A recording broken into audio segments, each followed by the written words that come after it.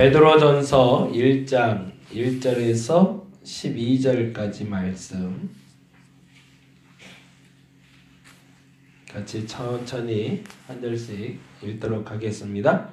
예수 그리스도의 사도 베드로는 본도, 갈라디아, 갑바도기아, 아시아와 비두니아에 흩어진 나그네 곧 하나님 아버지의 미리 아심을 따라 성령이 거룩하게 하심으로 순종함과 예수 그리스도의 피 뿌림을 얻기 위하여 택하심을 받은 자들에게 편지하노니 은혜와 평강이 너희에게 더욱 많을지어다.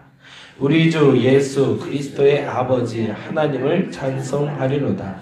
그의 많으신 긍휼대로 예수 그리스도를 죽은 자 가운데서 부활하게 하심으로 말미암아 우리를 거듭나게 하사 산 소망이 있게 하시며 썩지 않고 더럽지 않고 쇠하지 아니하는 유업을 있게 하시나니 곧 너희를 위하여 하늘에 간직하신 것이라. 너희는 말세에 나타내기로 예비하신 구원을 얻기 위하여 믿음으로 말미암아 하나님의 능력으로 보호하심을 받았느니라. 그러므로 너희가 이제 여러 가지 시험으로 말미암아 잠깐 근심하게 되지 않을 수 없으나 오히려 크게 기뻐하는도다.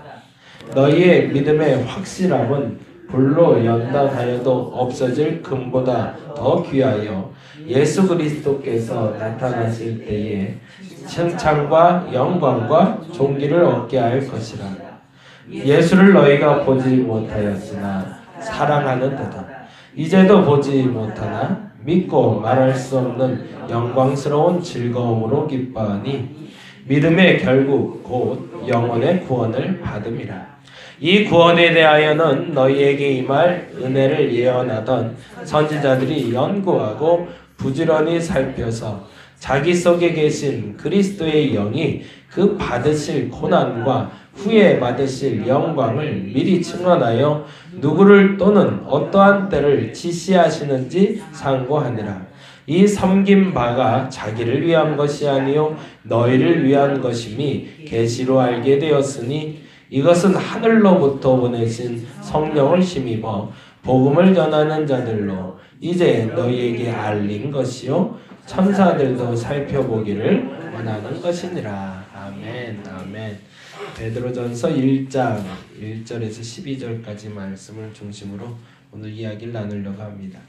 야고보서는 AD 44년경이라고 말씀드렸고요. 그리고 베드로전서는 AD 64년경이 됩니다. 44년하고 64년의 차이는 시간적으로 20년의 차이도 물론 있지만 아까 계속 말씀드리는 것처럼 44년까지만 해도 그리스도교가 완성되지 않을 때입니다. 뿌리 내리지 않을 때라는 거예요. 그때에 싹을 거두거나 열매를 거두려고 하면 안 되죠. 열매는 싹이 나고 나무가 건성하고 그리고 스스로 열매를 맺힐 때 거두게 되는 겁니다. 그러니 하나님도 44년경에는 고난의 의미를 달리 해석하게 하셨던 거죠. 그때 당시의 고난은 나에게 있었던 고난입니다. 내가 믿음대로 살 수 있는가?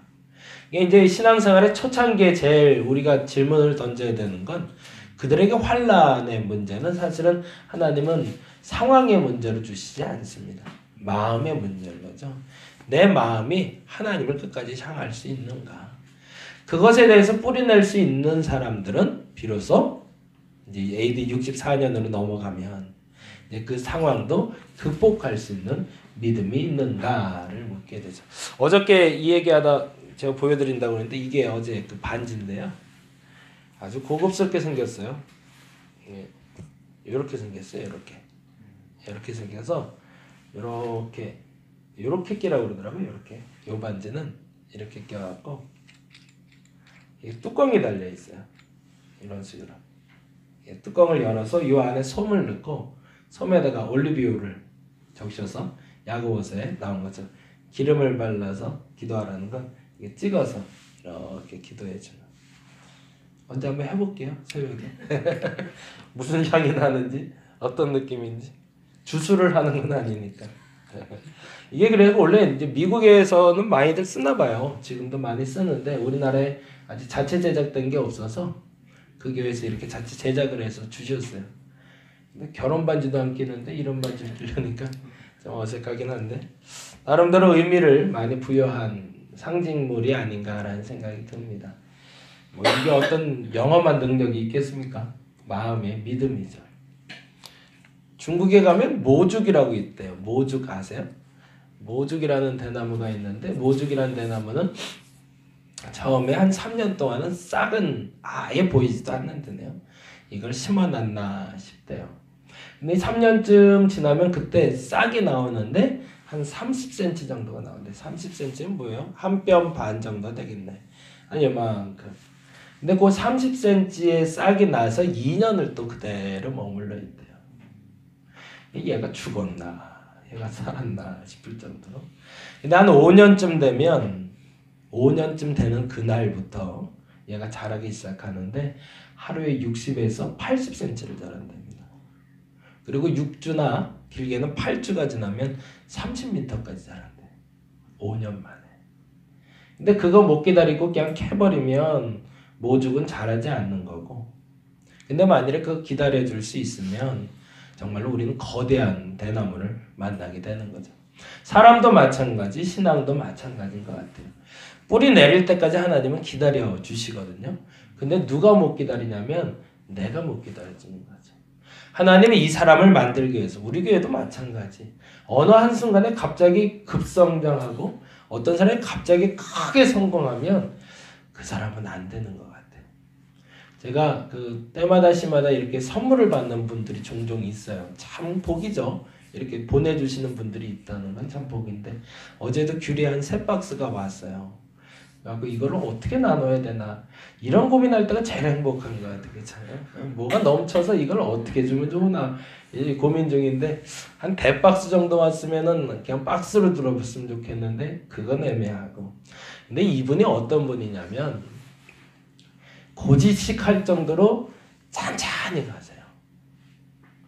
이게 재산이 꽤 많은 분이세요. 청담동 사시는 분이신데 이제 어려서 물론 다들 고생하잖아요. 고생 안 한 사람들 없고 건축 일 하시는 분인데 투자를 해도 20% 이상 투자를 안 하세요.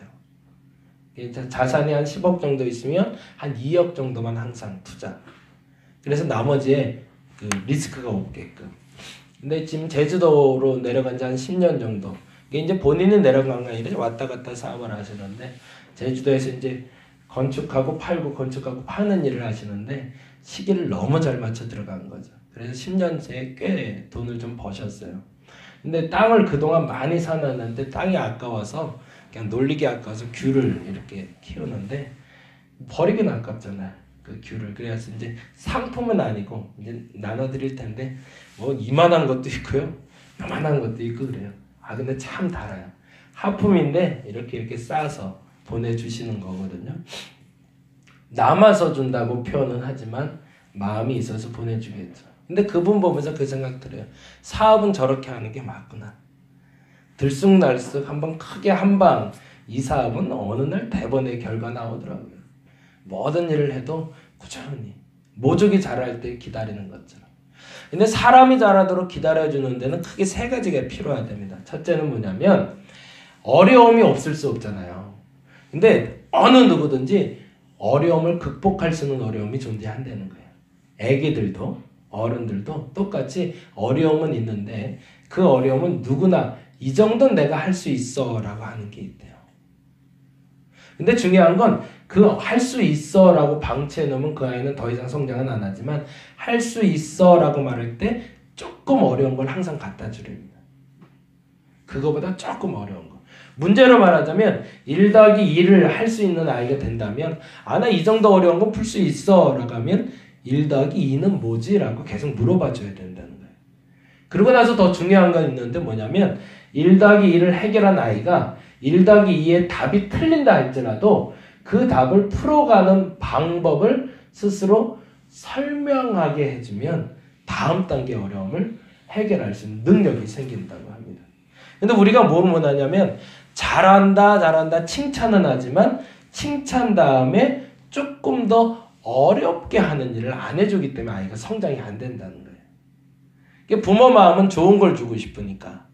근데 그건 절대 성장이 안 된다는 거예요. 신앙생활도 마찬가지. 신앙생활이 성장하기 위해선 가장 좋을 때 스스로 어려움을 찾아가야 된다는 겁니다. 근데 그 어려움은 어떤 어려움이냐면 내가 조금 어렵긴 하지만 감당할 수 있는 힘듦. 그 힘듦을 반복적으로 연습하게 되면 자라기 시작한대요. 근데 그때 자라는 건 모순이 자라는 것처럼 모죽처럼 한 30cm 자라겠죠. 대단히 자라는 건 아닙니다. 근데 그게 반복되면서 연단이 되고 아이가 자랄 준비하고 신앙이 자랄 준비를 하는 거죠. 두 번째로 중요한 게 하나 있는데요. 그거는 반복하는 거랍니다. 다들 아시는 거지만 그래서 복습이 필요하대요. 사람이 기억할 수 있는 능력이 3분의 1 정도 된답니다. 뛰어난 사람들이. 세상에 기억할 수 있는 뛰어난 사람들의 두뇌에 분석을 해보면 약 3분의 1 정도를 기억을 한다. 그러니까 아마 제가 오늘 설교한 것도 아마도 3분의 1 정도 오늘 지날 때까지 기억되고 3분의 2 정도는 사라지겠죠. 그래서 사람들은 반복을 해야 된대요. 그건 어려운 거 쉬운 거 상관없이. 그래서 제가 이제 계속 거룩한 습관이라고 그래서 예배, 기도, 말씀, 전도에 대한 습관을 들여놔야 된다고 말하는 이유는 반복 학습을 해야 된다는 것 때문에 그렇죠.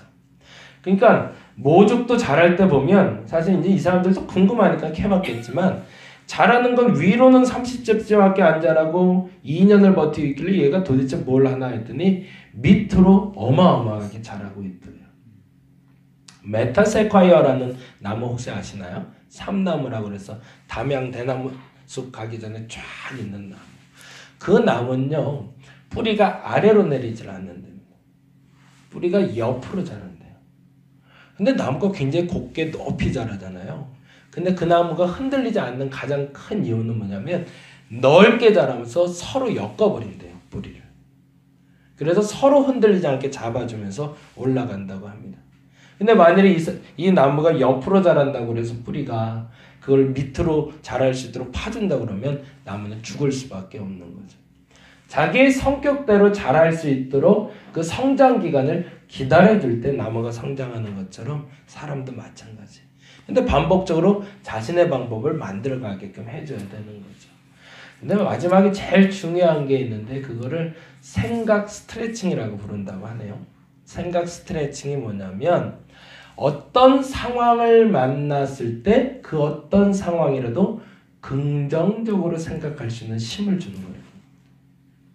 근데 이건 이성적인 걸까요? 감성적인 걸까요? 재미난데 이건 감성적인 거래요. 그러니까 우리가 위기의 순간을 이겨낼 수 있는 힘은 이성에 있다고 알고 있는데 사실은 궁극적으로 어려움이 닥쳤을 때 이겨낼 수 있는 힘은 이성에서 오는 것이 아니라 감정에서 온다는 거죠. 그 얘기에 대해서 오늘 7절과 8절을 이렇게 얘기하고 있습니다. 7절 말씀 볼까요? 어떻게 정확하게 이렇게 표현을 해요. 7절 말씀 볼게요. 너희 믿음의 확실함은 거기다 동그라미를 치세요. 주어입니다. 너희 믿음의 확실함.